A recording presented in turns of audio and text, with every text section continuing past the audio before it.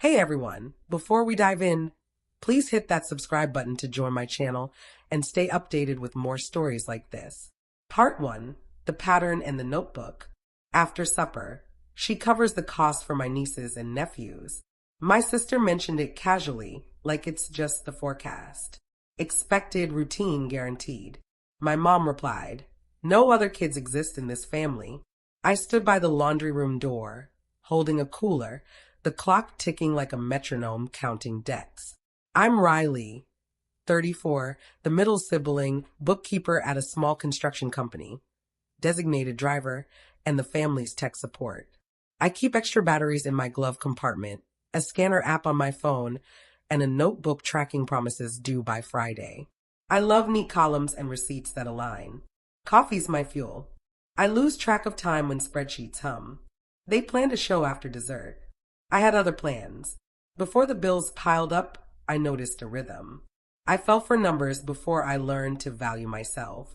Balance sheets clicked when people didn't. At home, I was the reliable ATM. At Ava's, I was the aunt who foots the bill.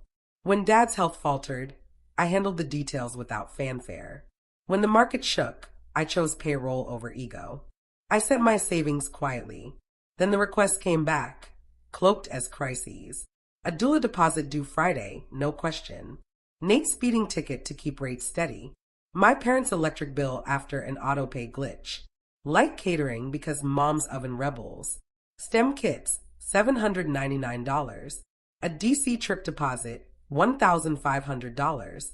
Now, a scholarship fee that cracked something in me. The $70 internet bill I still cover. I started a notebook to hush the chaos. Tiny check marks for rare repayments. Ava calls camps and phones investments. Don't hold them back, she says, slicing cake. You're great with money, she adds, forwarding shopping carts. Every phrase means the same thing. You'll pay. I rehearse no in my kitchen. I'm not a backup parent. I jotted it down. I'm allowed to exist separately. I won't bankroll choices masked as love. When I resist, guilt grins like a relative. No other kids in this family, Mom says. But I think there are, and I'm one of them. 3 rough months could wipe out 10 solid ones. My tires were worn thin. My tooth ached. I'm allowed to matter in my own finances. I didn't call back. I watched my screen dim. The next ping was a bill, bold as a challenge. Tuition, gadgets, camp, $12, $800 due before Thanksgiving. Slipped in with dessert. I laid the paper down and stood taller. Then the invoice landed like a script. I practiced no aloud. Part 2. The no, the canceled order, the cafe boxes. In my kitchen alone. The first no wavered. The second stood firm. The third felt like me. I opened my budget and listed my expenses. Rent's climbing. Tires need replacing. Tooth crowns coming. 3 bad months could undo 10 good ones. I deserve to count in my own math. I'm not an endless line item labeled family.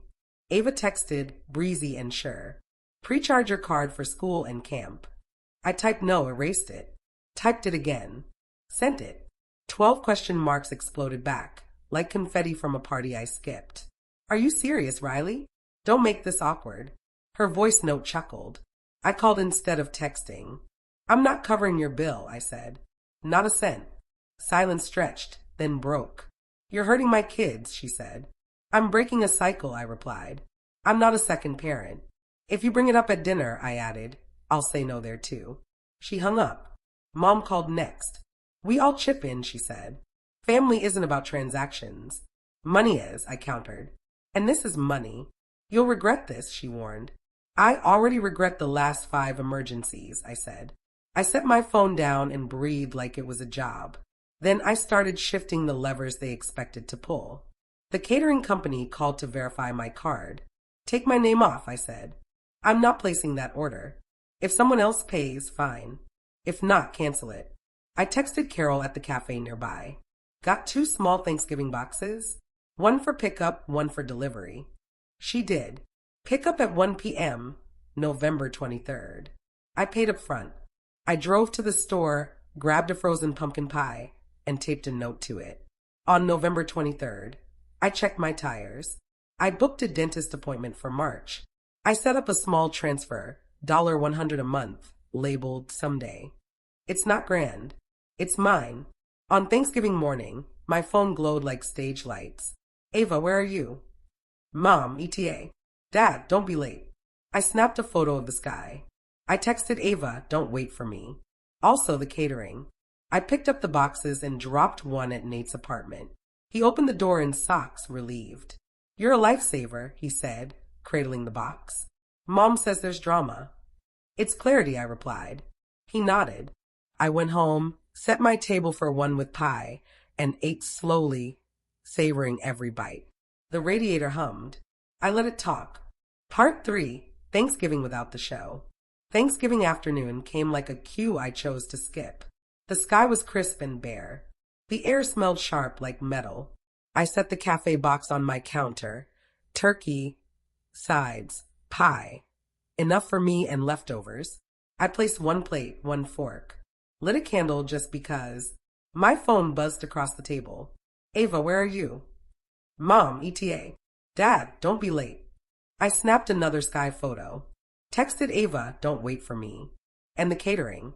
A flurry of texts hit back, loud as alarms. What? Are you joking? Mom thinks you're picking it up. Guests are here. You'll embarrass us. I replied once. I told you I'm not paying. Enjoy your plan. I flipped my phone face down. Took a bite. Tasted time. The radiator hissed. The candle flickered, then held steady.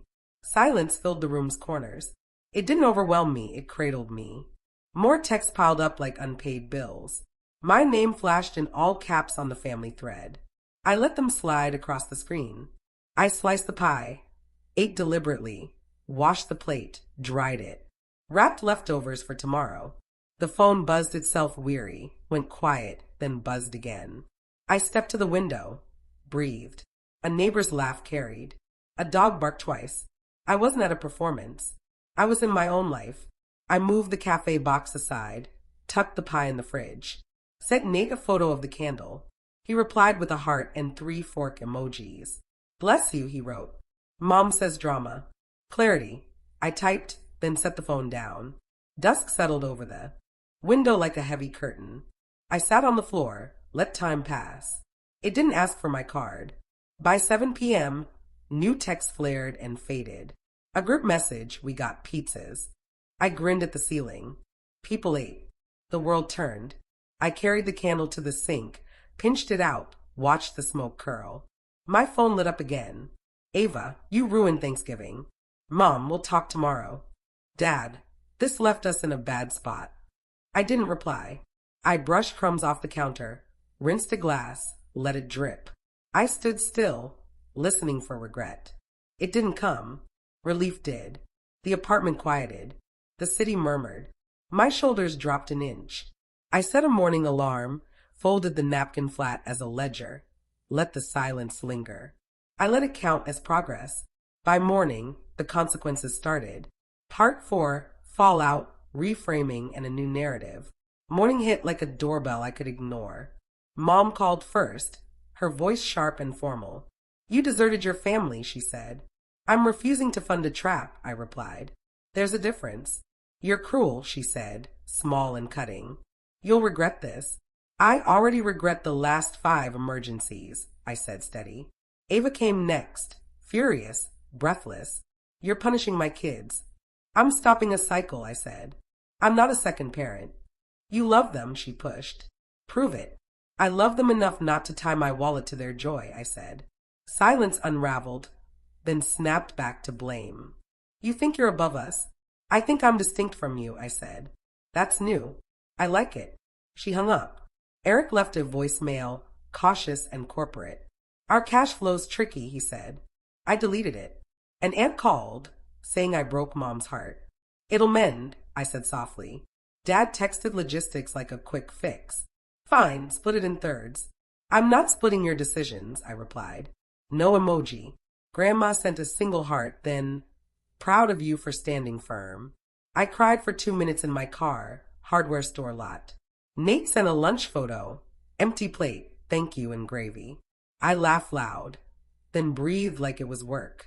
By afternoon, Mom posted on Facebook, kids today. No values. I typed a reply, then deleted it. Values aren't a payment plan. My phone idled, then flared again. Ava sent paragraphs like warning sirens. You ruined Thanksgiving. People are talking. The boys cried. Kids cry without marshmallows, I thought, but didn't type. Instead, I won't talk money by text. Not today. Fine, she wrote. Tomorrow noon next week. If you want, I replied. Not about money. Saturday. Ava tried a smaller ask, labeled tuition portion only. Wanted $1,800 now. Promises later. I sent a scholarship link and a budget template. Don't manage me, she wrote. Okay, I replied and didn't. I let the questions sit without bailing anyone out. Dusk softened, relief deepened. I walked a block with no agenda. Leaves crunched underfoot. Dinner smelled like someone else's stove. It wasn't triumph I felt, it was air returning. At night, guilt tried on masks. Cruel, ungrateful, disloyal. I tried on truths that fit better. Separate, adult, spoken. I wrote 2 lines on a sticky note. Money is transactional. Family is relational. I stuck it to the fridge by November. Stared until I believed it. Text slowed to a human rhythm. Breath followed. Heartbeat steadied. I washed 1 mug, left it to dry. Quiet held. Nothing shattered. Part 5. Boundaries held. Peace chosen. A quieter week wasn't empty. It was breathable. Routines resumed. Fewer alarms in my pocket. I bought new tires without delay. The highway's hum became steady security. I booked the dentist and kept it crown plan for March. I set someday to $100 monthly. The transfer clicked every Friday at noon. Not dazzling, but mine. Nate sent $40 back with a screenshot, a thumbs up emoji like shared ground. He borrowed less, laughed more. Ava stopped sending bills disguised as emergencies. She texted questions, not demands. Cheaper camps, used tech groups, auto-pay fixes. I helped when I could, said no when I couldn't. Eric tried a spreadsheet tone once. I let his voicemail vanish unopened. Mom tested guilt on a softer setting. A family lifts up its kids, she said. I'm lifting boundaries and budgets, I replied. Boundaries aren't love. They keep love from draining dry. We both felt quiet and lived through it. Grandma sent hearts with no strings. I kept my sticky note on the fridge. Money is transactional. Family is relational. I read it mornings until it sank in. Space grew around my thoughts. I cooked for 1 without guilt. Took photos just to remember. The calendar said Thanksgiving happened. My table finally felt like mine. The boys sent park stickers.